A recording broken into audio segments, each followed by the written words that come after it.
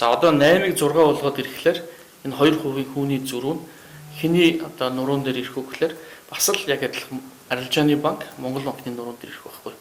Яг тэгвэл одоо олгож байгаа зээл маань 6% олгоход Монгол банк 60%-ийг гаргаад банк 40%-ийг гаргаж ирсэн. Одоо сая ингээд хүү мөнгөний бодлого хатуураад хүү өсөд эхэлсэн чинь хадгаламжийн хүүж өсөд эхэлсэн чинь банкны хувьд бол өөрөө их усүрийг гаргаж чадхаа болчлоо гэдгээр одоо харьцаа нь 20-80 болчихсон байна. Одоо энэ 20-80-аараа бол ингээд цаашаа үргэлжлээд явах байх л та.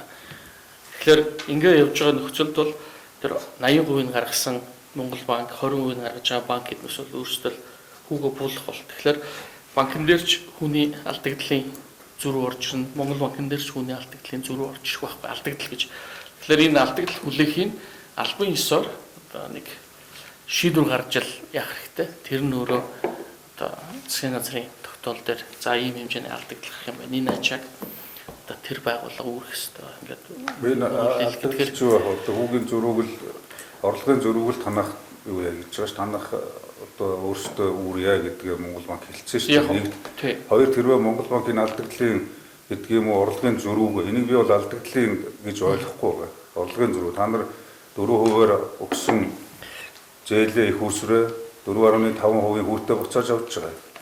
За эндээс 500 тэрбум төгрөгийн зөрүү гарна гэж. 500 тэрбум төгрөгөөс Худалдаа хөгжлийн банкны өөрийн одоо эзэмшигчдийн өөрийн хөрөнгийг өсгөх 150 тэрбум төгрөг хууль бусаар гараад явцсан. Санхүүгийн зохицуулах орооныхон мэдж байгаа. Бод компанид 20 тэрбум гаргаад өгсөн.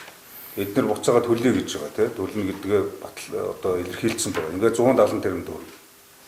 Цаана үлдэж байгаа 330 тэрбум төгрөгөөс одоо тэр буцаагаад хууль бусаар зарцуулсан ажилчдын зардал, удирдлагын зардал, үйл хөдлөх хөрөнгө за тэгээд өшөө юу билээ маш олон одоо багтаа 300 400 тэрбум төгрөг дахиад наад ипотек нэртэй, миг нэртэй компани чинь хууль бусаар зарцуулсан баг шүү.